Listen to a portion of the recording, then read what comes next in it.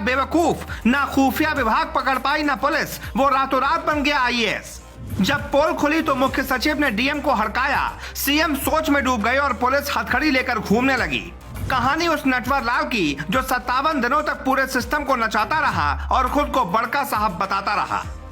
17 साल पहले एक लड़के ने पूरे देश को बेवकूफ बनाया था, यहाँ तक कि राष्ट्रपति एपीजे अब्दुल कलाम तक से उसने झूठ बोला था। और अब 17 साल बाद एक 23 साल के लड़के ने झारखंड के मुख्यमंत्री को बेवकूफ बनाया है। ये कहानी हर राज्य के मुख्यमंत्री को इसलिए भी सुननी चाहिए ताकि उनके साथ कोई ऐसा फ्रॉड ना कर सके। ये कहानी है दिल्ली से 1200 किलोमीटर दूर झारखंड के पलामू की, जहां पैदा हुआ एक लड़का आईएएस जब तक वो ग्रेजुएशन कर पाता उससे पहले ही उसके पिता की मौत हो गई। कहते हैं बहन गांव में कोचिंग चलाकर खर्चा देती थी, तब जाकर सौरभ दिल्ली के बाजीराव इंस्टीट्यूट से कोचिंग ले पाया। यूपीएससी की परीक्षा के लिए उसने जी तोड़ मेहनत की और 30 मई को जब रिजल्ट आया तो उसने कहा कि मम्मी मैं तो आईएएस बन गया। उसने दावा किया कि परीक्षा में उसने 357वीं रैंक हासिल की है। ये बात सुनते ही मीडिया में उसकी सफलता की कहानियां छापी जाने लगी, लोग उसका इंटरव्यू करने पहुंचने लगे, लेकिन किसी ने न तो उसका एडमिट कार्ड देखा और न ही मार्कशीट। यहाँ तक कि पलामू जिले के डीएम एसपी दौड़े दौड़े मिलने घर पहुंचे। तभी मुख्यमंत्री ने आदेश निकाला कि 26 जुलाई को मैं राज्य के उन सभी स्टूडेंट से मिलूंगा जिन्होंने यूपीएससी की परीक्षा पास की है।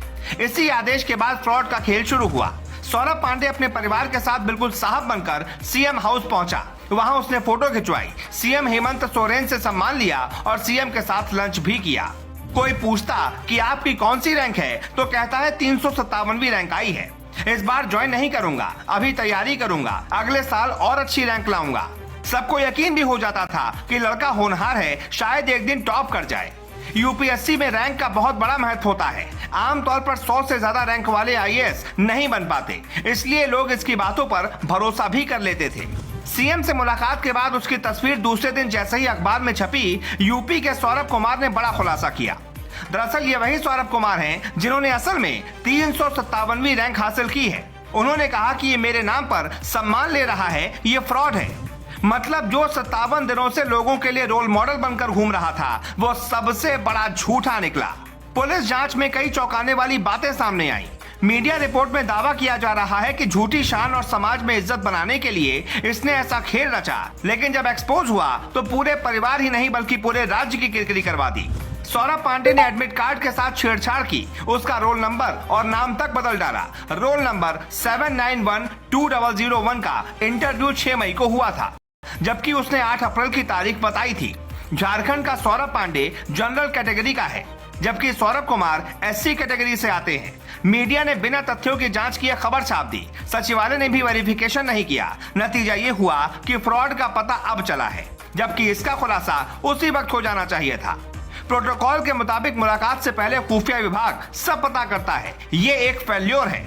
हालांकि फ्रॉड की ये कोई इकलौती कहानी नहीं है, बल्कि 17 साल पहले इस देश में राष्ट्रपति कलाम तक से ऐसे ही फ्रॉड की कोशिश हुई थी। तब बलिया के रहने वाले सौरभ सिंह नाम के लड़के ने, जिसकी उम्र मात्र 17 साल थी, ये कह दिया था कि उसने नासा की परीक्षा पास कर ली है, वो भी ऐसी परीक्षा जिससे खुद कलाम साहब भी पास नहीं कर पाए थे।